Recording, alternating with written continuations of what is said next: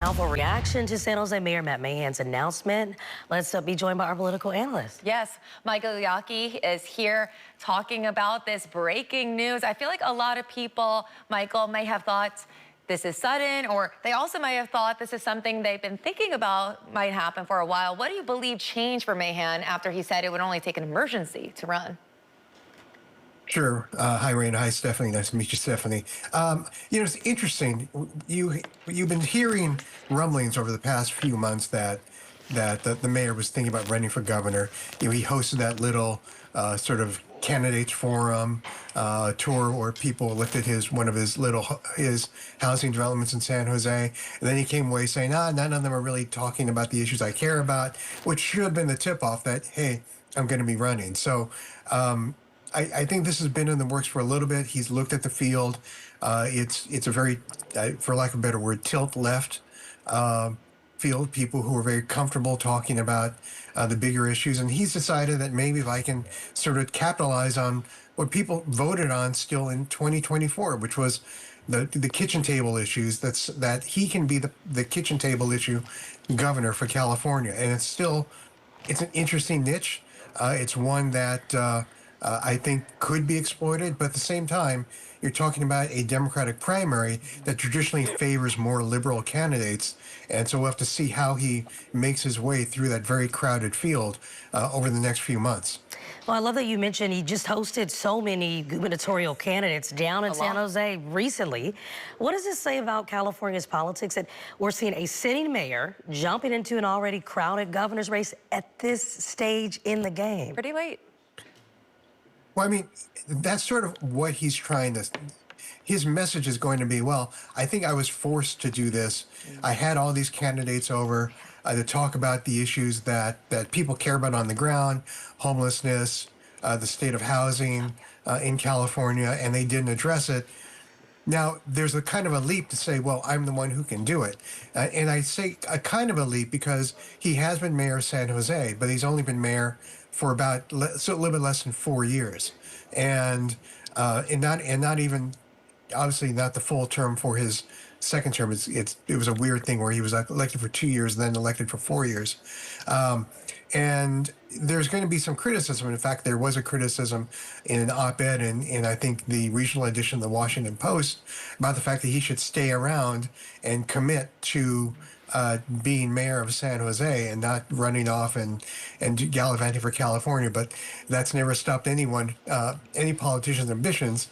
And certainly there are a lot of examples in recent history of people who were sort of newbies with good ideas who had only done one term or half a term.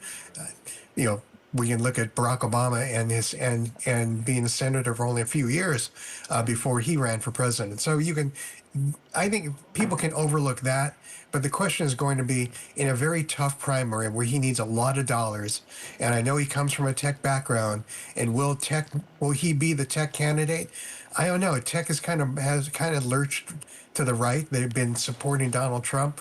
Will they support a Democrat centrist in the governor's race? That's what he's counting on, because he's going to need that to break through the field in a very short time frame between now and June. He doesn't have a lot of state name recognition. Yeah, the Super Bowl is going to be in his backyard, but it's not like he's going to be crashing the players' dailies or anything like that. So we'll just have to see how he does with his first fundraising deadline coming up very soon.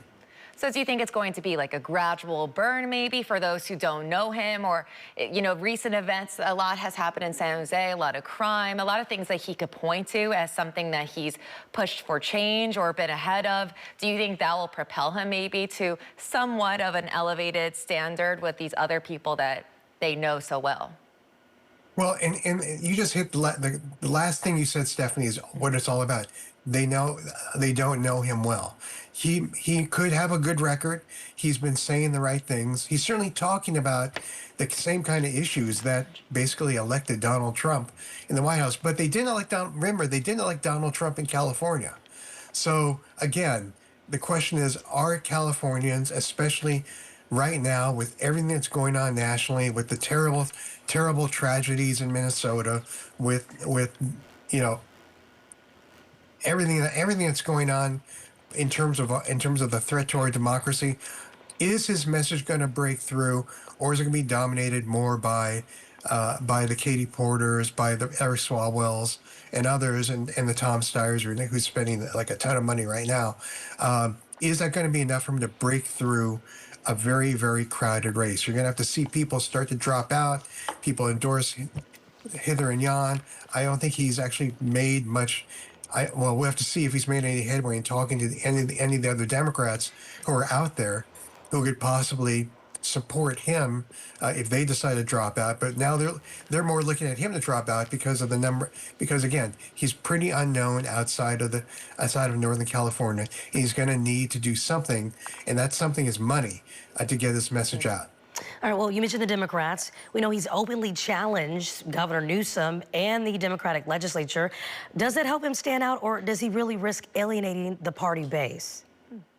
Well, I think that the idea that he would get the Democratic Party endorsement in the primary is pretty much, I'd say, not going to happen.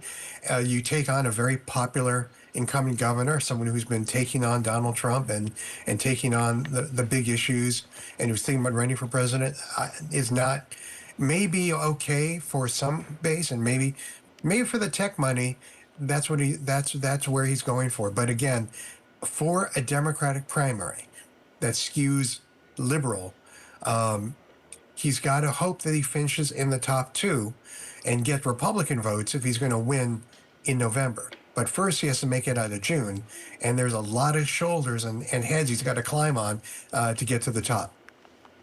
And with the primary just months away, can he realistically build some statewide name recognition in time? It's short.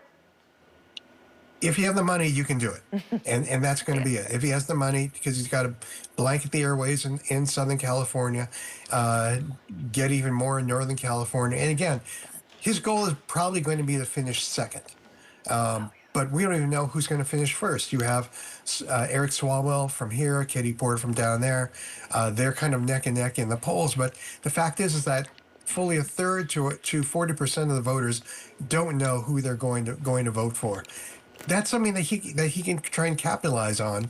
But again, it's about getting his message out there and creating himself as an alternative.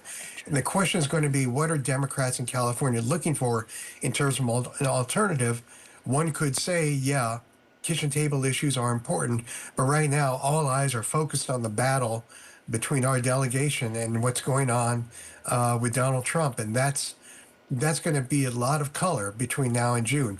Can that shift? Yes. Can he help shift it with a lot of TV, a lot of public appearances? Sure he can. But it's by no means no sure deal for anyone running for office. And for Matt Mahan, it's going to be something where he's really going to have to put his shoulder to the wheel, make a lot of phone calls, do a lot of fundraisers, get a lot of big checks in order for him to sort of break out and get that message out. There is definitely appeal to that message, but getting through is going to be the biggest challenge. All right, that is our political analyst, Michael Yaki, with reaction to San Jose Mayor Matt Mahan's announcement. We'll be following this throughout the weeks to come, so thank you again for that.